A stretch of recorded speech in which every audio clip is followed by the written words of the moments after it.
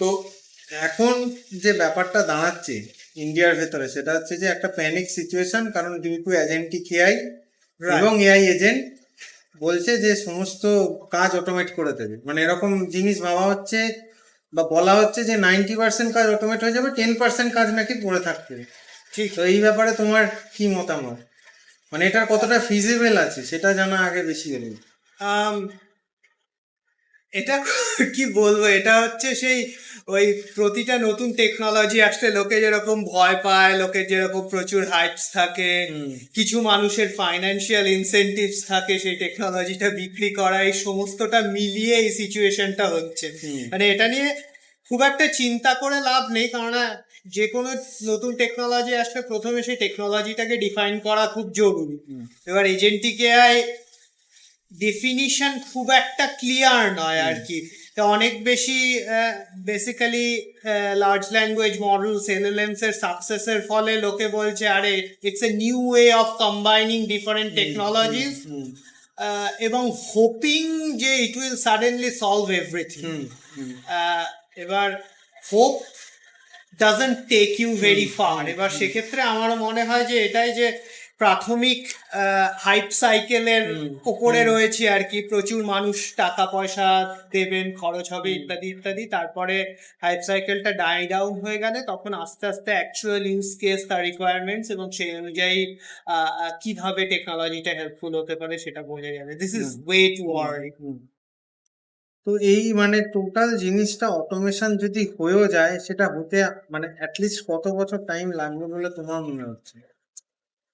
Depends, মানে total কি automation হবে সেই সেটা ডিপেন্ড করে সেই particular industry, the services, how ready they are for আমি সাচ সাপোজ ধরে নিলাম লাইফ সায়েন্সের ক্ষেত্রে। ধরো তুমি যদি মেডিকেলের কথা বলো সেক্ষেত্রে ভারতবর্ষে জাস্ট যদি আমি একটা এক্সাম্পল দিই, যে কোনো জেনেরিক লাইক ধরো ইমেজিং, রাইট, প্যাথোলজি, রেডিওলজি, এই সমস্তগুলো এখনো ডিজিটাল হয়নি। যে কোনো জেনারেল জায়গায় গেলে সেখানে এখনো রেডিওলজি, এক্স রে, সিটি অব্দি প্রিন্ট করা হয় এক্স রে প্লেটে। তো যেখানে সেন্সিং এখনো ডিজিটাল হয়নি সেখানে হঠাৎ করে এআই এজেন্ট এসে সমস্ত কিছু বদলে দেবেটা একটু বাড়াবাড়ি রকমের ভাবনা বলেই আমার মনে হয়। এবার কে সেক্ষেত্রে বেনিফিট রিয়েলি নিতে পারে, ধরো একটা ভারতবর্ষে জাস্ট অ্যাজ এন এক্সাম্পল, প্রচুর ক্ষেত্রে যেটা হয় সেটা হচ্ছে যে কনসালটেন্টরা একজন আরেকজনকে কোনো স্পেশাল কেসের, ধরো ওই বোর্ডটা যে ওই হোয়াইট লাইট বোর্ডে এক্স রে ছবি আছে বা সিটির ছবি আছে, সেটার পার্টিকুলার একটা স্ন্যাপশট তুলে হোয়াটসঅ্যাপে একজন আরেকজনকে পাঠাচ্ছে। তো that's the kind of digitisation that we are going through. এবার সেক্ষেত্রে যেটা হতে পারে যে মেটা যদি সেই ধরনের কোনো একটা প্রোডাক্ট লঞ্চ করতে চায়, যে ক্ষেত্রে একটা আপলোড করার সাথে সাথে, একটা মেডিকেল ইমেজ আপলোড করার সাথে সাথে এবার হোয়াটসঅ্যাপে কে সেই বিষয়ে consultant, who knows the best of that particular anatomy, that particular modality, বা ওই টাইপের ডিজিজ কে জানে, তার সাথে কন্ট্যাক্ট করিয়ে দেওয়া ইত্যাদি ইত্যাদি, দ্যাট ক্রিয়েটস আ সার্কেল, যেটাতে একটা ধরো it's a pain point, right? তুমি ধরো একজন পার্টিকুলার পেশেন্টের জার্নি তুমি যদি ভাবো, সে জানে না সে কি করবে, মানে ডাক্তারবাবু আপনি ভগবানের মতো একটা প্রচন্ড বোকা বোকা ধারণা রয়েছে আর কি। এবার সেক্ষেত্রে ডাক্তারবাবু আপনি ভগবানের থেকে যদি মেটা বলে যে কার সাথে কানেক্ট করবে, কি করবে, এবং প্রত্যেকের থেকে পার্সেন্টেজ নেয়, that could have been a business case for example, but it's just one time. আচ্ছা, আরেকটা জিনিস যেটা হচ্ছে মানে এখন এটাও প্রচুর চলছে যে সাপোজ 1995 থেকে 2005 অব্দি যে টেকনোলজি গুলো ইউজ হয়েছে, suppose for an example C, C plus plus, dot net, C sharp, COBOL, main ফ্রেমের যে পার্টটা রয়েছে, তারপরে আগেকার দিনে যে নেটওয়ার্ক সিকিউরিটি পার্টটা রয়েছে, সাইবার সিকিউরিটি আসার আগে, এবং আদার্স যে পুরোনো টেকনোলজি গুলো আমাদের রয়েছে, সেই টেকনোলজি গুলোর ফিউচার কি মানে থাকবে এখন? তো এটাও একটা মানে বড় কোশ্চেন, কারণ সবাই যে এআই এজেন্টের দিকে চলে যাচ্ছে বা জেন এআই, বাট যেগুলো এক্সিস্টিং প্রজেক্ট অলরেডি রানিং, ঠিক বা যে কাস্টমাররা এই টেকনোলজি গুলো নিয়ে কাজ করছে, মানে ব্যাংকিং প্রজেক্টে তো এআই এজেন্ট কি অতটা মানে সিকিউরিটি দিতে পারবে? আমার তো এটা একটা বড় কোশ্চেন লাগছে যে what about the data security. হ্যাঁ ওয়েল আমার ব্যাংকিং এর বিষয়ে আমি ফাইন্যান্সিয়াল ব্যাপারে কোনো এক্সপেরিয়েন্স নেই, কিন্তু হুম। মেডিকেলের ক্ষেত্রে বলতে পারি যে একটা medical software has to go through a certain set of steps before being approved. কারণ medical software has to be approved as a medical device, সেটা ইউএসএ তে বলো, ইউকেতে বলো, ইউরোপে বলো, তোমার ধরনের ইন্ডিয়াতেও সেম সিচুয়েশন। এবং সেক্ষেত্রে তোমাকে প্রতিটা স্টেপস এর জন্য ডেটা দিতে হয়, ইত্যাদি ইত্যাদি। এবার এখন অব্দি আমি যত ভাইব কোডিং ইত্যাদি ইত্যাদি যেগুলো দেখেছি, সেগুলো বেশিরভাগ ক্ষেত্রেই it's early explorations. It's probably আমি বলবো it's lowering the threshold for coding. মানে ধরো নন কোডার যারা কনফিডেন্ট নয় যে কোডিং কি করে করা উচিত, তাদের জন্য it's a easy stepping into coding, something তারা বানানো।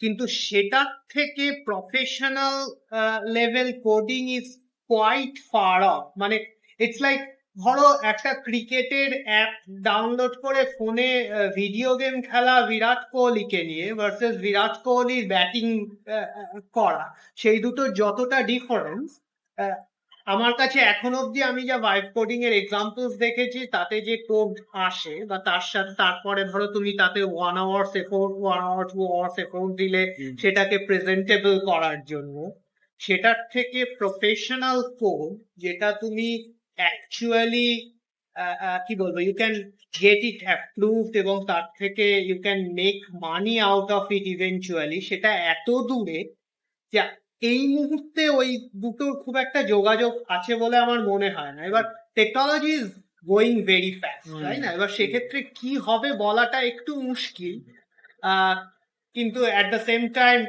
ইউ ক্যান নট এক্সপেক্ট যে সাডেনলি ওই সমস্ত টিক বক্সে টিক হয়ে যাবে just by a large language model which learn how to predict the next token. আমার সেটা মনে হয় না এত তাড়াতাড়ি সম্ভব। সিকিউরিটির পার্টটাতে মানে ডেটা ব্রিজিং হওয়ার কি চান্সেস তো থাকবে একটা নিশ্চয়ই। দেখো, সিকিউরিটি একটা খুব ট্রিকি সিচুয়েশন, কারণ সিকিউরিটি যেটা হবে সেটা হয় অ্যাটলিস্ট মেডিকেলের ক্ষেত্রে যেটা হয়, সিকিউরিটি ইজ বেসিক্যালি দ্য যেখানে মোস্ট ভালনারেবল সেখানেই অ্যাটাকস গুলো হয়। এবার সেক্ষেত্রে তুমি যদি ভাবো যে ভারতবর্ষের, আমি যে প্র্যাকটিস গুলো এইমাত্র বললাম, যে হোয়াটসঅ্যাপে কারোর এক্সরে বা সিটি আপলোড করে দেওয়া, তোমার যদি সিকিউরিটি ব্রেক করার ইচ্ছে হয়, তুমি সেখানে ব্রেক করে পেশেন্ট প্রাইভেসির একেবারে জলাঞ্জলি দিয়ে তুমি এক্স্যাক্ট পেশেন্টের ডেটা পেয়ে যাচ্ছ, এবং সেটা তুমি একটা কি বলবো ফর প্রফিট, মেটাও একটা উদাহরণ দিলাম হোয়াটসঅ্যাপের ক্ষেত্রে, বা যে কোনো ফর প্রফিটে তুমি আপলোড করছো পেশেন্ট ডেটা, তোমার এআই এর দরকার নেই সিকিউরিটি ব্রেক করার জন্য। The practices are so vulnerable anyway যে তার থেকে অনেক সহজে ইটস কমপ্লিটলি ইনসিকিউর।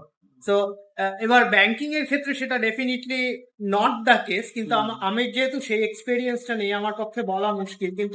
কিন্তু ডেটা ব্যাংকিং এর ক্ষেত্রেও একটা খুব ক্রুশিয়াল পার্ট, কারণ অনেক সিক্রেট থাকে, যেটা মানে ওই জায়গাটাতে তো মানে এআই এজেন্ট হয়তো আগামী দিন আসবে, বাট সিকিউরিটি পার্টটায় মানে আমার মনে হয় গভর্নমেন্ট থেকে আরো কিছু রেগুলেশনস এবং মানে যেখানে সেখানে এআই এজেন্ট পুশ করাটা আমার মনে হয় না সেটা কোনো ওয়াইজ ডিসিশন হবে। ঠিক। আর তার সাথে যেটা আরেকটা মুশকিল, সেটা হচ্ছে যে এআই এজেন্ট যদি মডিফাই করতে শুরু করে data, that creates even more problems, কারণ তুমি সেক্ষেত্রে you are losing complete control of real versus imaginary, তাই না? এবার যদি ধরো ব্যাংকিং এর ক্ষেত্রে just as an example, AI এজেন্টের একটা basically it's a curve fitting, right? So curve fit করে দেখলো এই এরিয়াটা একটা প্রাইমারিলি গরিব মানুষের এরিয়া, তো সেখানে মানুষ টিপিক্যালি আসলে তাদের লোন ডিনাই করা উচিত, বা তাদের অন অ্যান অ্যাভারেজ এই ব্যাংক ব্যালেন্স হওয়া উচিত। এবার সেক্ষেত্রে কারোর ব্যাংক ব্যালেন্স বেশি ছিল, সে সেটাকে চেঞ্জ করে দেয়। It's just a very very কি বলবো rudimentary example, but just to make a point যে এই চেকস অ্যান্ড ব্যালেন্স গুলো অত সহজ নয় মেনটেন করা, তুমি যদি এআই এজেন্টকে রাইট ওভার করতে দাও, কারণ it's a very complex system in the end, আর সেক্ষেত্রে নানাভাবে প্রবলেম হতে পারে। এটা তো একটা বড় প্রবলেম বটে। আরেকটা জিনিস হচ্ছে মানে এই নেক্সট এরাতে মানে 2030 থেকে মানে পড়াশোনাটা কিভাবে করা উচিত, মানে একটা তো শিফটিং আসছে বোঝা যাচ্ছে, আমি নর্মাল এডুকেশন সিস্টেমে যাচ্ছি না, বাট মানে আগেকার দিনে যেটা হতো সেটা হচ্ছে straight forward most of the cases আমরা দেখতে পেতাম যে আইদার গভর্নমেন্ট জব আর না হলে প্রাইভেট সেক্টরের জব, মানে most of the cases it is in IT, কারণ কোর জব অতটা ছিল না এখন যতটা ফিজিবল আছে in mechanical and civil industry. আর তাছাড়াও আদার্স যে ইঞ্জিনিয়ারিং ডোমেনগুলো ছিল কম্পিউটার সায়েন্স আইটি এমসিএ ছাড়া তারাও জেনারেলি আইটিতেই কাজ করে এখনো। ঠিক। এবার আগামী দিনের যে প্রবলেমটা আমি যেটা বুঝতে পারছি that will be the most crucial part, outsourcing will be stop very soon. কারণ আউটসোর্সিংটাই আগে ইন্ডিয়ার মানে কি বলবো ব্রেড অ্যান্ড বাটার ছিল, যেটা দিয়ে ওরা একটা লার্জ স্কেল জব ক্রিয়েট করতে পারতো, এবং আমাদের যেহেতু চিপ লেবার ইন্ডিয়া থেকে অনেক ইজি ওয়েতে পাওয়া যায় সেটা একটা আমাদের বেনিফিট হতো। বাট আগামী দিনের যে এরাটা আসছে সেখানে তো ইটসেলফ অনেক ক্লায়েন্ট তাদের নিজের বেসে নিজের লোকেশনে ইটসেলফ তাদের ডেভেলপার তৈরি করে নিচ্ছে এবং তারাও তো এআই এজেন্ট ইউজ করবে। ঠিক। এবার সেক্ষেত্রে ওয়ার্কফোর্সের একটা ডিম্যান্ড এবং সাপ্লাই এর মধ্যে একটা হিউজ গ্যাপিং আমি বুঝতে পারছি যে ইট উইল কাম। ঠিক। এটা এখন আসা শুরু হয়েছে, এটা 2030 সালে আর ভয়াবহ অবস্থা হবে। তো সেই ক্ষেত্রে যদি ফিট ইন কাউকে করতে হয় যে কলেজে ঢুকেছে বা কলেজের পরে একটা জায়গায় যেতে চাইছে, তাহলে তার কোন কোন জিনিসগুলো মাথায় রাখা খুব দরকার?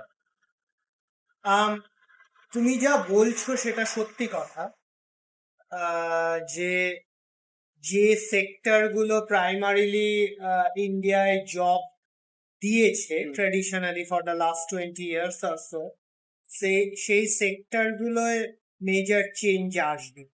এবার আসলে সেক্ষেত্রে কিভাবে অ্যাডাপ্ট করতে হবে আমার পক্ষে বলাটা খুব মুশকিল এগেন, কারণ আমি ধরো ইন্ডিয়ার এডুকেশন সিস্টেমে আমি জাস্ট আমার ব্যাচেলার্স কমপ্লিট করে বেরিয়ে গেছি 2009, তারপর থেকে আমার আর খুব একটা কোনো যোগাযোগ নেই, ফলে জেনারেল একটা কিছু বলা একটু কঠিন। বাট ফরেনে কিভাবে হচ্ছে? আমাদের ক্ষেত্রে যেটা হচ্ছে সেটা হচ্ছে, ধরো আমি যদি জার্মানির এক্সাম্পল নিই, জার্মানি যেটা করছে সেটা হচ্ছে যে দুটো তিনটে অ্যাটলিস্ট হাব তৈরি হয়েছে, যেগুলোকে বলা হচ্ছে কি বলবো, ধরো জার্মান সিলিকন ভ্যালি ইত্যাদি ইত্যাদি নাম দিয়ে। আমাদের ডার্মস্টাডে হেসেন আমরা যে স্টেটটায়, সেই স্টেটে তৈরি হয়েছে, তারপরে টিউরিঙ্গে, মিউনিক ইত্যাদি ইত্যাদি হাব তৈরি হয়েছে। এবং ইটস লাইক যেটা ওরা প্রাইমারিলি বুঝতে পারছে সেটা হচ্ছে research, teaching, developing the next generation, সমস্ত কিছুর জন্য একজন বা দুজন এক্সপার্ট ইজ নট এনাফ। ফলে ওদের সবসময় যেটা স্ট্র্যাটেজি হয় সেটা হচ্ছে একটা ক্রিটিক্যাল মাস বিল্ড করা। মানে ধরো আমাদের হেসেনের ক্ষেত্রে বলতে পারি, তুমি যদি এশিয়ান এআই, যেখানে আমাদের স্টেট প্রচুর ফান্ড দিয়ে করে এনেছে, it's like millions and millions of euros এসছে, সেক্ষেত্রে তুমি যদি এশিয়ান এআই এর পেজটা যাও এবং দেখো কজন ফ্যাকাল্টি রয়েছে, তুমি দেখবে প্রায় 50 জন ফ্যাকাল্টি রয়েছেন যাদের core topic something to do with AI. That can be computer vision, robotics, natural language processing, computer vision in নানা সাবফিল্ডস, এই সেই মেডিকেল এআই। এবার সেই ক্রিটিক্যাল মাসটা তৈরি করার ফলে যেটা হচ্ছে সেটা হচ্ছে যে এতগুলো ফ্যাকাল্টি থাকায় তুমি একটা কারিকুলামের অনেক ভ্যারাইটি পাচ্ছ। ফলে আমাদের ধরো একটা masters in AI and machine learning শুরু হয়েছে আমাদের ইউনিভার্সিটিতে গত 2 বছর 3 বছর। It's a completely English language lecture, এবং সেক্ষেত্রে তুমি ফোকাস করতে পারছো অসংখ্য রকমের, মানে একদম স্ট্যাটিস্টিক্যাল মেশিন লার্নিং থিওরি, সেই থেকে শুরু করে natural language processing, computer vision 1, computer vision 2, medical imaging, deep generative models, robotics 1, robotics 2, মানে একটা it's a huge variety of different problems, যেগুলো সবকটাকে এআই লেন্স দিয়ে দেখার একটা ব্যাপার আছে। সো ইটস অলমোস্ট লাইক একটা নতুন জেনারেশনকে ট্রেন করা, যারা ভাবতে জানবে যে কিভাবে টেকনোলজিটাকে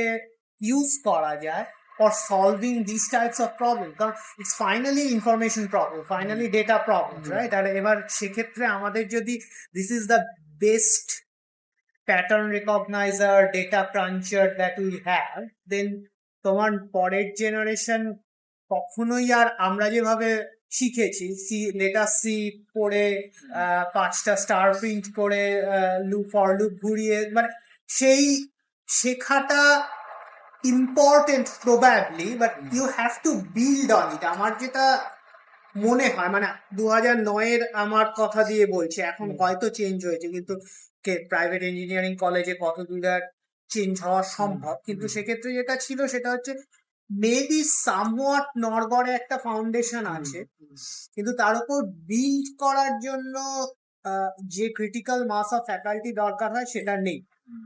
এবং সেটা মেবি কিছু আইআইটিস এ আছে, টপ লেভেল আইআইটিস এ, আমি বলতে পারবো না, কিন্তু তার বাইরে জেনারেল পপুলেশন, তুমি যাদের কথা বলছো মাস, তাদের ক্ষেত্রে মাস পপুলেশন নিয়ে আমাদের ভাবা উচিত, কারণ আমাদের ইন্ডিয়া তো অলওয়েজ মানে ইটস এ গ্রেটার পপুলেশন, তো আইআইটি ধরলে তো হবে না, কারণ টায়ার 2 টায়ার 3 ছেলেরা যদি ভালো করে তবেই কান্ট্রি একটা বেটারমেন্ট আমরা দেখতে পেতে পারি। ঠিক, এবার সেক্ষেত্রে আমার মনে হয় ওটা একটা মেজর সমস্যা আসতে চলেছে, কারণ টিয়ার 2 টিয়ার 3 কলেজ ইউনিভার্সিটিজে, ছেড়ে দাও টিয়ার 2 টিয়ার 3 কলেজ ইউনিভার্সিটিজ, আমি বলবো ইভেন ইন আইআইটিস, যারা প্রচন্ড কি বলবো, they have some reasons or internal calling to come back to India, সেই ধরনের এক্সেপশনাল ফ্যাকাল্টি ছাড়া average faculty is not often very visible in the particular area they are working.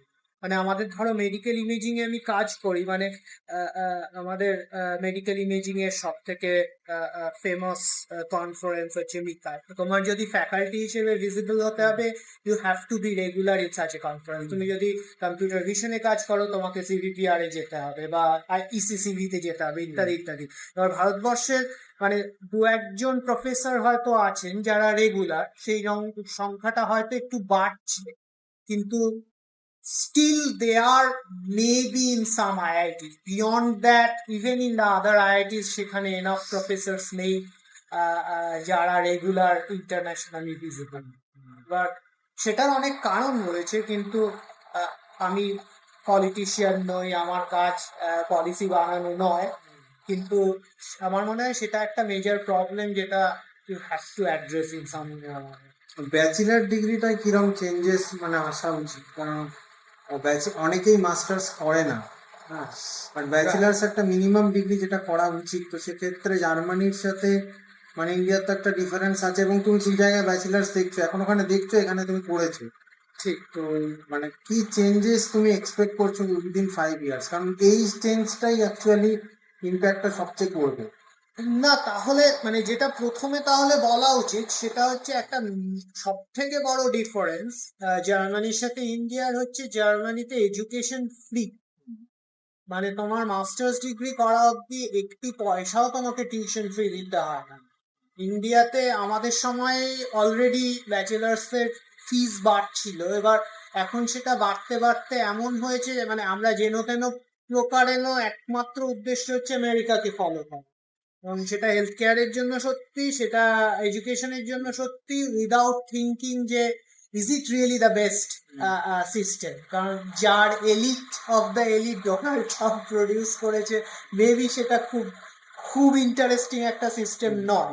কিন্তু এবার সেইং দ্যাট, যদি ধরেই নিই যে এটাই একমাত্র মডেল হবে, যে যেখানে টাকা এবং টাকার বেসিসে ডিগ্রি দেওয়া হবে, সেক্ষেত্রে যেটা সমস্যা হচ্ছে যে তোমার প্রাথমিক উদ্দেশ্য থাকবে তোমার রিটার্ন অফ ইনভেস্টমেন্ট। আমি এত টাকা দিয়ে পড়েছি এবং সেই টাকাটাকে খুব জলদি আমার ফেরত নিতে হবে, তবে সেটা খুব স্বাভাবিক, ফ্যামিলি সেটা ইনভেস্ট করছে। এবার সেক্ষেত্রে ব্যাচেলার্স ডিগ্রিতে সেটাই চেঞ্জ হওয়া উচিত। সেক্ষেত্রে you have to find out an alternative way of what was traditionally the offshoring market, যেখানে প্রচুর কাজ আসবে এবং ততটা ভালো স্কিল সেট না থাকলেও somehow they will continue gathering a lot of people, যাদের ধরো টেকনিক্যাল ব্যাকগ্রাউন্ড আছে, অ্যাপটিটিউড আছে, যারা ইংলিশ বলতে পারে, ইত্যাদি ইত্যাদি। এবার সেই মার্কেটটা, being said that again America was our dream, তাই না? এবার আমেরিকার কারেন্ট পলিসি বলছে না যে সেটা খুব একটা সাস্টেনেবল, তাই না? কারণ ডোনাল্ড ট্রাম্পের যে ট্যারিফ বলো বা যেভাবে H1B-তে কন্ট্রোল আনছে টাকা দিয়ে, হঠাৎ করে তো আর একটা পলিসি চেঞ্জ হয়ে যায় না, পলিসি চেঞ্জ হতে অনেক সময় লাগে। এবার সেক্ষেত্রে তুমি বললে 2030 2040, it's very tricky two sustain. কারণ তুমি যদি ভাবো যে আমেরিকার নেই, এবার সেক্ষেত্রে কারা ইংলিশ স্পিকিং কান্ট্রি, এবং সেটা Canada, UK, well UK is almost a third world economy now, Australia. এবার অস্ট্রেলিয়া ক্যানাডা কি সত্যি সাস্টেনেবল ইন্ডিয়ার এত বড় একটা ওয়ার্ক ফোর্সের জন্য? আই ডোন্ট নো, মানে এটা আমার বিষয় নয়, এগেন আমি মেডিকেল এআই এ কাজ করি, but I say probably it's time to think different. আগামী দিনে তাহলে কি নর্মাল জবের থেকে ফ্রিল্যান্সিং বা এন্টারপ্রিনারশিপ অনেক বেশি মাত্রায় আসতে চলেছে ভারতবর্ষের ক্ষেত্রে বলছি, কারণ লার্জ ইকোনমি এবং লার্জ অডিয়েন্স তো আমাদের। হ্যাঁ, মানে অন্টারপ্রেনারশিপ আসায় তো কোনো সমস্যা নেই, যেটা মেইন সমস্যা ছিল সেটা হচ্ছে একটা আমাদের জেনারেশন বা তার আগে ছিল একটা মেন্টাল ব্লকেজ। এবার সেটা আস্তে আস্তে সরে যাচ্ছে। এবার সেক্ষেত্রে ভারতবর্ষে এনাফ প্রবলেমস রয়েছে যার সলিউশন নেই। এবার তুমি যখনই পেইন পয়েন্টস ডিকটেট করতে পারবে যে যে এটা পেইন পয়েন্ট, আমি এটা এইভাবে সলভ করছি, this is my product which is solving it, তাহলে that opens up a lot of possibilities. আমার ধারণা, আমি কিছু কিছু যা অ্যাডভার্টে দেখি, ফর এক্সাম্পল যে মেডিকেলের ক্ষেত্রে ভারতবর্ষে যেটা হয় অনেক ক্ষেত্রে, যে ল্যাঙ্গুয়েজ রিলেটেড ইস্যুস থাকে, যে এতগুলো ডিফারেন্ট ল্যাঙ্গুয়েজেস, মানুষের কথা বলতে অসুবিধা হয়, মানুষের বুঝতে অসুবিধে হয়, রিপোর্টগুলো বুঝতে পারে না, প্রেসক্রিপশনস ফলো করতে পারে না। এবার সেগুলোতে তুমি যদি কাজ করো অ্যাজ এন অন্টারপ্রেনিউর, তোমার যেটা সুবিধে সেটা হচ্ছে none of these are so called medical devices, so you don't have to have an approval. কিন্তু সেক্ষেত্রে still you have a huge base of population যারা ছোট, লাইক ভারতবর্ষে already there are examples, right? Like the entire India has become digitized in terms of currency, তাই না? Phone pay ইত্যাদি ইত্যাদি যতগুলো ইউপিআই লোকে ইউজ করে, জার্মানিতে সেটা হয়নি এখনো। ফর এক্সাম্পল, জার্মানিতে তুমি ক্যাশ ক্যারি করো বা কার্ড ক্যারি, এবার it's still quite far behind in that sense. তো সেক্ষেত্রে ভারতবর্ষে অলরেডি সেই হিস্ট্রি আছে of such success, so why not more? মানে কেউ তো সেটা স্টপ করছে। I can imagine medical AI এ there are so many potential problem যেটা ভারতবর্ষে solve করা যায়। আচ্ছা, আরেকটা ডিফারেন্ট টপিকে একটা কোশ্চেন জিজ্ঞেস করতে ইচ্ছা হলো, সেটা হচ্ছে যে তুমি তিনটে ডিফারেন্স কি একটু মানে কি বলবো বাংলা ল্যাঙ্গুয়েজে বোঝাতে পারো অডিয়েন্সকে? সেটা হচ্ছে যে LLM, large language model, versus LBM, large behavioural model, versus SBM, small behavioural model. না, আমি সত্যি এইসবের ডিফারেন্স বোঝানো খুব মুশকিল। আমি সত্যি চেষ্টাও করব না এটা ডিফারেন্স বোঝানো, কারণ এই ওয়ার্ডগুলো হচ্ছে qualitative word to explain things যেগুলো খুব কোয়ান্টিটেটিভ।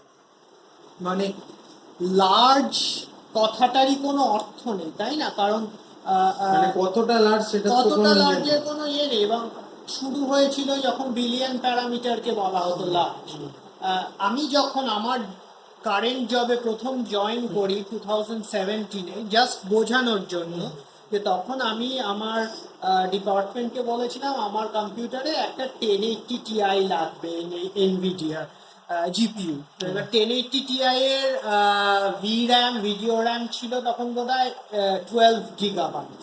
এবার সেটা it's nothing compare to what we have currently. কিন্তু তখনই এটা নিয়ে প্রশ্ন ছিল, বাবা তোমার এত লাগবে, তোমার কম্পিউটারের যা দাম, তোমার একটা জিপিইউ এর তো সেই দাম লাগবে, তুমি এতটা কেন তোমার লাগবে? তাহলে কি তুমি এটা শেয়ার্ড রিসোর্স হবে? এবার একটা জিপিইউ শেয়ার্ড রিসোর্স থেকে 10 বছর ঘুরতে ঘুরতে আমাদের ডিপার্টমেন্ট জুড়ে we have like server farms now. এবার ফলে লার্জ কথাটার অর্থ নেই, যেটা 1 বিলিয়ন লার্জ ছিল এখন আমি জানিও না এই লামা ইত্যাদি ইত্যাদি যে এগুলো আছে সেগুলো কত বড় হয়েছে। এবার সেটা হলো লার্জের কোনো উত্তর হয় না। এবার তার উল্টো একটা কনসেপ্ট আছে যেটাকে বলা হয় স্মল ল্যাঙ্গুয়েজ মডেলস, এবং সেটা কি সেটা আমার মনে হয় না এগেন ভেরি ওয়েল ডিফাইন্ড। যেটা নর্মালি আমার শুনে মনে হয় বেশিরভাগ ক্ষেত্রে ওরা হচ্ছে অনেক বেশি একটা বড় ল্যাঙ্গুয়েজ মডেল, ট্রেন মডেলকে নিয়ে ফাইন টিউন করে ফর পার্টিকুলার ইউজ কেসেসে, যে ডেটা সেটের প্যারামিটার গুলোকে কমিয়ে নিয়ে শর্ট কমিয়ে নিয়ে কোনোভাবে বা কোনোভাবে অন্যভাবে লোড়া ইত্যাদি ইত্যাদি, লোড অ্যান্ড অ্যাপ্রক্সিমেশন ইত্যাদি করে ফাইন টিউনিং করে পার্টিকুলার কাজে লাগানো হয়। এটা হচ্ছে ল্যাঙ্গুয়েজ মডেলস। আমি আমি ল্যাঙ্গুয়েজ বা বিহেভিয়ারাল মডেল নিয়ে কাজ করি না। আমরা যেটায় কাজ করি সেটা হচ্ছে অনেক বেশি close two vision, medical imaging. এবার আমাদের ফিল্ডে যেটা এখন অনেক বেশি কি বলবো কমন, সেটাকে বলে ভিশন ল্যাঙ্গুয়েজ মডেলস। যেটা হচ্ছে আগে যেটা ছিল যে টোকেন ইউজ করে, অর্থাৎ কিনা well you start with saying যে এই একটা সেন্টেন্স, তার এই কারেন্ট ওয়ার্ড যদি এটা হয়, আমার জেনারেটিভ ওয়েতে পরের ওয়ার্ডটা প্রেজেন্ট করছি। এবার ওয়ার্ডের বদলে সেটাকে টোকেন হিসেবে ইউজ করা হয় এমবেডিং দিয়ে, সেটাকে তখন বলা হয় যে পরের টোকেন প্রেডিক্ট করা, সেটা হচ্ছে ল্যাঙ্গুয়েজ মডেলের সাকসেস স্টোরি। এবার ভিশন ল্যাঙ্গুয়েজ মডেলের ক্ষেত্রে দ্য আইডিয়া ইজ যে একসাথে ল্যাঙ্গুয়েজ এবং ভিশন ইনফরমেশন যেটা আছে, যেটা ইমেজে ধরো চেস্ট এক্সরে হোয়াট এভার, সেই দুটো একসাথে এমবেড করা, যাতে যখন একটা নতুন এক্সরে আসবে সেটাকে একসাথে ইন্টারপ্রেট করা হবে এবং তার জন্য একটা টেক্সট জেনারেট হবে, এবং সেই টেক্সটকে then you can ask question যে এইটা আছে তাহলে নিউমোনিয়া আছে, নিউমোনিয়া থাকলে কোন নামে কোন লোকে আছে ইত্যাদি। কিন্তু বিয়ন্ড দ্যাট এই সাইজ বা স্মল বা লার্জ এই কথাগুলো I don't think it makes much sense. এটার সাথে রিলেটেড একটা কোশ্চেন, মানে যেটা তুমি বললে এরপরে মানে লাস্ট একটা কনফিউশন। তো এই তুমি যেটা বললে এই প্রবলেমটা আমি আমাদের যে জেনআই টিম তাদের কাছ থেকে শুনছিলাম, সেটা হচ্ছে যে মানে প্রজেক্ট করা বা এআই এজেন্ট সবই ঠিক আছে, বাট এই যে মানে একটা computer set up, system set up, হ্যাঁ, for train those large model, সেটা একটা বড় চ্যালেঞ্জ, কারণ সেটাতেও একটা হিউজ কস্টিং যায়। ঠিক। এবার সেই পার্টটাকেও তো রিজলভ করা একটা মানে খুব ডিফিকাল্ট আমাদের। মানে আমি ধরে নিলাম যে একটা জেএনআই টিম রয়েছে, সেই টিমে 15 জন কাজ করছে, বা 15 জনের কাছেই তাহলে সেই সেট আপটা প্রোভাইড করতে হবে তো, যাতে তারা করতে পারে। তো এটাও তো একটা হিউজ কস্টিং এর ব্যাপার যে কোনো অর্গানাইজেশনের ক্ষেত্রে। আমি মানে কোনো স্পেসিফিক অর্গানাইজেশন বলছি না, কান্ট্রির ক্ষেত্রেও তাই। ঠিক।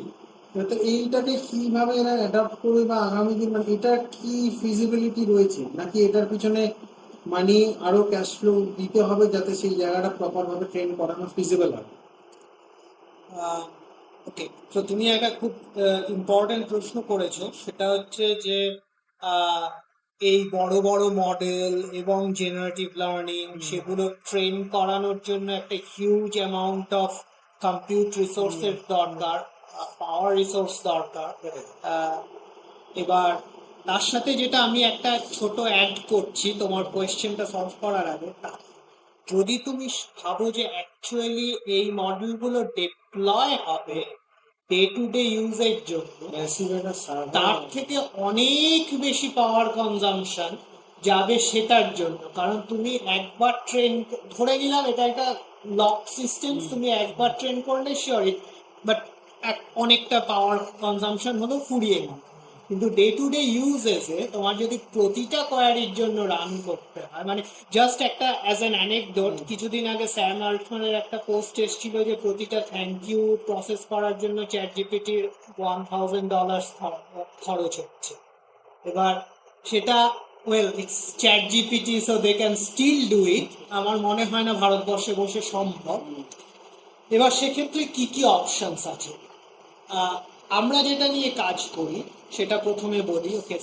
So it's a bit of how we are thinking about it. সেটা হচ্ছে যে মেডিকেলে কখনোই সেটা সম্ভব নয়, কারণ যদি ধরে নেই পৃথিবীর population 6 billion, 8 billion, I forgot the exact number, Bharatvarsha 1.4 billion population, hardly কারোর কাছে ওরকম কম্পিউট রিসোর্স থাকবে।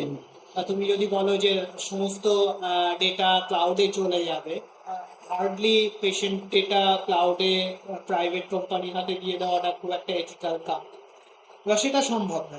তো সেক্ষেত্রে কি করা সম্ভব? তো আমরা যেটাতে কাজ করি সেটাকে বলা হয় নিউরাল সেলুলার অটোনমি। তো এগুলো হচ্ছে রিয়েলি টাইনি মডেলস, যেগুলো অ্যাকচুয়ালি তুমি ডিপ্লয় করতে পারো স্মার্টফোনে। এবং আমরা কিছু কিছু আর্লি কাজ করে দেখাচ্ছি। ইটস নট অনলি যে তুমি স্মার্টফোনে ডিপ্লয় করলে ইনফারেন্স হবে, অর্থাৎ টেস্টিং তুমি করতে পারবে, রান করতে পারবে, কিন্তু অ্যাকচুয়ালি স্মার্টফোনে ট্রেনিং করা সম্ভব, স্মার্টফোনে এনক্রিপ্টেড ট্রেনিং করা সম্ভব। এবং that's one way to go about it. Now the thing is, এই ধরনের প্রবলেম কাজ করার জন্য যেটা প্রাইমারি ভাবে দরকার সেটা হচ্ছে টু হ্যাভ অ্যান অ্যাওয়ারনেস যে প্রচুর মানুষ আছেন যারা দারিদ্র সীমার এত নিচে যে তারা কখনোই সেটা অ্যাফোর্ড করতে পারবে। আর তাছাড়া আরেকটা যেটা ডিরেকশন আছে সেটা হচ্ছে আমরা the Nvidia direction, the Chinese American direction, যে আমরা সার্ভার ফার্মস তৈরি করবো, আমরা আরো বড় কম্পিউট তৈরি করবো, এবং at some point we will break even and then we will make money. যেটার প্রবলেম সেটার একটা প্রবলেম হচ্ছে সাস্টেনেবিলিটি ইস্যু, কারণ নট অনলি পাওয়ার কনজাম্পশন, এই সমস্ত জিপিইউ গুলো তৈরি করতে মেটেরিয়ালস লাগে, এবং তারপরে হিউজ কস্টিং এবং টাইম। এক্স্যাক্টলি, এবং তারপরে কিছু বছর পরে সেই জিপিইউ গুলো বেসিক্যালি ফেলে দিতে হয়, সেগুলোর আর কোনো ইউজ নেই। তাহলে প্রচুর মেটেরিয়ালস ইউজেজ, যেখানে যার আর কোনো ভ্যালু থাকে। এবার সেটা করা খুব একটা এথিক্যালি উচিত কিনা সেই নিয়ে প্রশ্ন উঠতে পারে, কিন্তু এথিক্যালি না গিয়ে বলা যায় যে সেটা হচ্ছে আরেকটা অপশন যেখানে যেতে হবে। But either way, even if we are talking about small models, সেক্ষেত্রেও at a governmental level policy has to be there, যেখানে you have to put a lot of money into the infrastructure. It's like building railroads, মানে তুমি যতদিন না basic একটা huge amount of ইনফ্রাস্ট্রাকচারের পয়সা খরচ করছো, রিটার্ন অফ ইনভেস্টমেন্ট হবে, মানে there is no shortcut to it. এপিসোডটা শেষ করার আগে আমার লাস্ট কোশ্চেন তোমার কাছে হচ্ছে, মানে যারা এখন ধরে নাও স্কুলে রয়েছে, হ্যাঁ, কলেজে উঠবে, তারা মানে কিভাবে পাথওয়েটা সাজাবে? এটা তো একটা বড় মানে বিগ কোশ্চেন। অ্যাকচুয়ালি কোশ্চেন, এটা একটা এক্সপেরিমেন্টারি সাইন হয়ে গেছে এখন। ঠিক, মানে অ্যাজ এ রিসার্চার এটা তোমার থেকে আমি জানতে চাই, কারণ তুমি বাইরের কান্ট্রিতেও থেকেছো। এটা একটা বড় কনফিউশন ক্রিয়েট করছে অ্যাকচুয়ালি, কারণ যেটাই হচ্ছে, যেটা দেখা যাচ্ছে পুরোটাই কিন্তু ভাষা এবং একটা, ওই তুমি যেটা বললে, মানে এটা এখনো ফেরিটেল ওয়ার্ল্ডের মতো চলছে। ঠিক, হ্যাঁ, ঠিক। এটার তো মানে একটা তো কোনো ওয়ে আউটে এডুকেশন সিস্টেমটাকে করতে হবে, বা কাউকে একটা করতে হবে জিনিসটাকে স্টুডেন্টদের, যেটাতে মানে কিছু একটা ওয়ে আউট বের করে তারা অ্যাটলিস্ট, সবাই তো রিসার্চার হবে না, ঠিক, সবাই হয়তো মাস্টার্স নাও করতে পারে, ঠিক। তাহলে ব্যাচেলার্স এর পরে তারা কি ওয়েতে মানে আর্নিং এবং লার্নিং দুটো একসাথে চালাতে হবে, আমি যেটা বুঝতে পারছি। এরকম হবে না যে মানে জাস্ট ডিগ্রি কমপ্লিট হলো তারপরে আর পড়াশোনা করার দরকার পড়লো না, কারণ নাউএডেজ মানে we are also learning and earning, and নতুন জেনারেশনও সেইটাই করতে হবে। তো এবার তারা যদি ফ্রিল্যান্সিং করে তাহলে সেখানেও প্রচুর লার্নিং এবং আর্নিং প্যারালালি করতে হবে। আর জবের ক্ষেত্রেও জবের তো ফিউচার কি জায়গায় দাঁড়াবে সেটা এই মোমেন্টে বোঝাটা ফিজিবল হচ্ছে না, কারণ মার্কেট কিরম মুভ করবে বা কিরম ভাবে রিয়াক্ট করবে, এবং আমাদের যে মানে আউটসোর্সিং এর যে সেকশনটা সেটা যেহেতু এই মোমেন্টে তার পিছনেও একটা বড় কোশ্চেন মার্ক রয়েছে। ঠিক, তো মানে কোন ওয়েতে পড়াশোনাটা করা উচিত আফটার স্কুলিং, কারণ বাবা মা ততটাই গাইড করতে পারবে, তারপরে তাদের পক্ষে ডিফিকাল্ট হবে নেক্সট এরাতে কিভাবে এডুকেশন সিস্টেমটাকে এগোনো যায় সেটা বোঝা, কারণ জেনারেশন গ্যাপিং তো আসছেই। ঠিক। হ্যাঁ, তুমি এটা খুব কঠিন প্রশ্ন করেছো। আমার পক্ষে ইজি কোনো উত্তর দেওয়া সম্ভব না, কারণ it's a very difficult problem. তুমি যদি আমাকে জিজ্ঞেস করো, আমি বলবো যে তুমি যেটা বললে যে you have to be a life long learner, সেটা অ্যাবসলিউট ক্রুশিয়াল। এবার সেটা কিভাবে করবে? ওয়েল, তুমি এভাবে ভাবতে পারো যে ধরো একটা জিনিস হচ্ছে, আহ, তুমি যদি যে কোনো প্রফেশনেই যাও না কেন, you should learn how to code. মানে এবং সেটা better to learn in school than in ব্যাচের। মানে তুমি যেভাবে ম্যাথস শিখছো, যেভাবে বেসিক সাবজেক্টগুলো শিখছো, মানে বেসিকটা ভালো করে শেখো, সেটা সেটা দরকার আছে। সেটা যেটা তোমাকে শেখায় সেটা হচ্ছে যে কিভাবে শিখবে সেটা তোমাকে মানে নম্বর পাওয়ার মধ্যে না একটা ওটা ব্যাপার থাকে যে যারা নম্বর পায় ভালো, তাদের অনেকের মধ্যেই সেই গুণটা থাকে যে তারা বুঝতে পারে যে কি কি পরীক্ষায় ইম্পর্টেন্ট, এবং পরীক্ষায় ইম্পর্টেন্ট বুঝতে পারার মাধ্যমে তারা শেখার প্রসেসটা সম্পর্কে জানে। আর তুমি যদি সেই স্কিলটা যে অ্যাডপ্ট করতে পারো, that will help in your entire life. কারণ তুমি বললে it's a life long learning process, তাই না? ফলে এমন নয় যে আমাদের ধরো আগের জেনারেশন যে একবার অফিসে ঢুকে গেল সরকারি চাকরি, আর কিছু শিখতে হবে না, সেটা তো না। তো ফলে তুমি যদি শেখাটা জেনে বোঝো যে এইভাবে আমার শেখার সুবিধে হচ্ছে, সেটা it takes a long way. এবং সেক্ষেত্রে তুমি যদি কোডিংটা বোঝো, I think that's the absolute fundamental. কিন্তু এবার কোডিংটা বোঝার ক্ষেত্রে মানে এখানে যে প্রবলেমটা হচ্ছে, সাপোজ ধরো কোনো একটা ছেলে স্কুলে অ্যাডিশন, মাল্টিপ্লিকেশন, ঠিক, ডিভিশন, সাবট্রাকশন শিখলো, ঠিক, এবার এইখানে সে শিখলো ম্যাথামেটিক্সটা, এবার তাকে যদি তার প্যারালালি শেখানো হয় যে লজিকটা কম্পিউটারে কিভাবে বিল্ডিং হচ্ছে, তুমি যে ম্যাথটা করলে ঠিক 3+2=5, ওই পাঁচটাই যখন আমি কম্পিউটারে করছি তখন দুটো প্যারামিটার নিয়ে ঠিক অপারেশনসটা করে সেটাকে প্রিন্ট করছি, এই গ্যাপিংটা হচ্ছে। তো এরপরে যে একটা ডিভিশনের পরে ব্যাচেলারে গিয়েও করতে বসছে, ভিজুয়ালাইজ করতে পারছে না, আমার হচ্ছে এটা প্রবলেম একটা মেজর। অফকোর্স, একদম তুমি ঠিক কথা বলছো। আমাদের এডুকেশন সিস্টেমে এনাফ ইনসেন্টিভ নেই যাতে বুদ্ধিমান টিচাররা এসে সেই গ্যাপটা দূর করবে।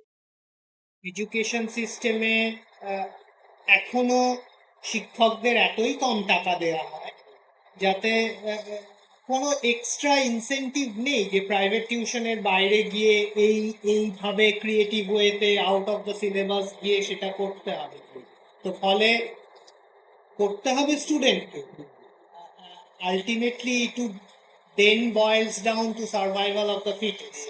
আমার মনে হয় না যে যে ভাবছে যে গল্প গুজব করে খেলে স্কুলের পড়াটা মিনিমাল করে তারপরে হয়ে যাবে, তার জীবনে চাপ আছে। চাপ আছে এবং সেটা আসছে। সেটা খুব জলদি আসছে এবং ভারতবর্ষে কেউ নেই তার হাত ধরে তাকে পার করে দেওয়ার জন্য। ভারতবর্ষে মানে সেফটি নেটস গুলো নেই ভারতবর্ষে, সত্যি কথা বলতে। মানে তুমি ব্যাচেলার্সে, মানে আমি এরকম শুনেছি আমাদের মাস্টার্সে, ইংলিশে মাস্টার্স হওয়ার পর যেটা সিস্টেম হয় জার্মানিতে, you put certain criteria, if anybody from the world passes through those, তাহলে তাকে নিতেই হবে অ্যাজ এ ল। তুমি কাউকে না বলতে পারো না শিক্ষার জন্য। এবার আসার পর আমাকে যেহেতু দেখছে যে আমাদের পুরো ফ্যাকাল্টিতে আমি একমাত্র ইন্ডিয়ান, বাসে ট্রামে দেখা হলে জিজ্ঞেস করছে আমি মাস্টার্স ইন এআইএমএল করছি কিন্তু আমার কোডিংটা একটু দূর, আমি কি করব? তো মানে এবার সেটা খুব ডিফিকাল্ট বলা যে তুমি জার্মানিতে এসে মাস্টার্স ইন এআইএমএল করছো, যেখানে আমার মাস্টার স্টুডেন্টরা যারা আমার গ্রুপে কাজ করে তারা অ্যানসি সিতে ট্রান্সলেট করছে পাইটর্চের কোড, যাতে মাইক্রো কন্ট্রোলারে আমরা পাইটর্চের ট্রেন মডেল রান করতে পারি। আর সেম মাস্টার্স প্রোগ্রামে তুমি বলছো আমি পাইথনে কোড লিখতে পারি না। মানে তাহলে কি করার থাকতে পারে? মানে ইউ আর লস, মানে তুমি তোমার আগামী 2 বছর ঘুমিও না রাত্রেবেলা। তারপরে তুমি যদি কি বলবো সার্ভাইভ করে কোডিং শিখতে পারো, ইউ মাইট সার্ভাইভ। এই গ্যাপিংটা হচ্ছে কেন, মানে গ্যাপিংটা কি করা যেতে পারে থেকে ব্যাপার হচ্ছে রুট কজটা আমি জানতে চাই। কারণ তুমি সবকটা সেগমেন্ট দেখেছো, তোমার আন্ডারে এত রিসার্চার অলরেডি রিসার্চ করে ফেলেছে, তো রুট কজটা কি হচ্ছে খুব মুশকিল। ধরো ওয়েল আমি আমার পক্ষে এটুকু আমি বলতে পারি, যেটা ধরো আমার মেটাফর, আমার রাইট। সো আমি একজন কন্ট্রেরিয়ান। আমি ছোটবেলা থেকে ঠিক পড়াশোনায় খুব একটা ইন্টারেস্টেড ছিলাম না, যেটা বললাম নাম্বার পাওয়া ইত্যাদি ইত্যাদি, সেটা খুব একটা ইন্টারেস্টেড ছিলাম না। তাহলে আমার ইন্টারেস্ট ছিল সৌরভ গাঙ্গুলির জামা পরানো বা কবি সুমনের গান শোনা, লিরিক্স ইত্যাদি ইত্যাদি। তো ফলে আমার যেটা সমস্যা ছিল সেটা হচ্ছে যে আমি কখনো খাপ খাওয়াতে পারছিলাম না এখানে কি হচ্ছে। এবার হতে হতে এবং সেটা স্কুলে সত্যি, সেটা আমার কলেজে সত্যি। এবার হঠাৎ করে আই গট লাকি যে সায়েন্স ইনস্টিটিউটে, সায়েন্স ইনস্টিটিউট অফ নিউক্লিয়ার ফিজিক্সে আমার কলেজে পড়ার সময় তোমার বাংলায় যেহেতু কথা বলছি সবাই বুঝবে, মোটামুটি সবাই মেট্রিক্স মুখস্থ করে পরীক্ষা দিলে তখন WBUT বলা হতো, তাতে পাশ করা যেত। ফলে পড়াশুনো খুব একটা করতে হতো না কলেজে। তো ফলে আমি থার্ড ইয়ার ফোর্থ ইয়ার 2 বছর টানা আমি সায়েন্স ইনস্টিটিউট অফ নিউক্লিয়ার ফিজিক্সে কাজ করার সুযোগ পেয়েছি। তা সেখানে আমি জাস্ট রোজ গিয়ে পড়ে থাকতাম, কলেজে না গিয়ে রোজ আমি কাজ করতাম, 5 days a week 6 days a week কাজ করতাম। এবার সেটা করলে যেটা সুবিধে হয়েছে, ফলে তুমি এই যে যে কথাটা এইমাত্র বললে, এটা আমার এক্স্যাক্ট সেম প্রবলেম হয়েছিল। আই হ্যাড নো ইন্টারেস্ট আমি কেন ফর লুপ ঘুরিয়ে 5বার স্টার প্রিন্ট করা বলে এটা শিখবো। এবার হঠাৎ করে সায়েন্স ইনস্টিটিউটে গিয়ে দেখলাম যে ফর লুপে আই জেতে দুটো পিক্সেলে ঘুরিয়ে হঠাৎ করে একটা গসিয়ান ব্লাড দেওয়া যায় এবং তাতে একটা ইমেজকে স্মুথ করা যায়, এবং স্মুথ করলে তার signal two noise ratio change হয়। এবার হঠাৎ করে যা যা করেছিলাম আমার চোখের সামনে হঠাৎ সমস্ত কিছু ক্লিয়ার হয়ে গেল। এবার আমি অত্যন্ত লাকি, সায়েন্স ইনস্টিটিউটে সন্দীপ সরকার, শুভজিৎ কর্মকার, সফিউল মল্লিক একেবারে হাতে ধরে ওরা আমাকে শিখিয়েছে। দুজন পিএইচডি স্টুডেন্ট, একজন প্রফেসর, একেবারে হাতে ধরে একজন ব্যাচেলার স্টুডেন্টকে শিখিয়েছে। এবার আমি বাকি যাবতীয় যা তুমি যা বললে তার কারণ ওই ট্রানজিশনটা, ওটা না হলে আমি দিব্যি হ্যাপিলি আইটি জব করে I would have just been like that. এবার তোমার কপাল ভালো থাকলে সেরকম টিচার পাবে যারা তোমায় হেল্প করবে, কিন্তু you have to be contrary. You can't think যে আমি ফলো করব যা যা বলা হচ্ছে, কোট আনকোট ভালো ছেলে হয়ে থাকবো বাংলা মতে, এবং দিনের শেষে আমার লাইফটা বাকিদের থেকে আলাদা হবে। ভালো ছেলে ভালো মেয়ে হয়ে আলাদা হওয়া যায় না, ভালো ছেলের খুব একটা কোনো দাম নেই আর কি long distance. Hopefully it helps. thank you for the detailing. Thanks for your detailed discussion, and আমরা এখানে এপিসোডটা শেষ করলাম।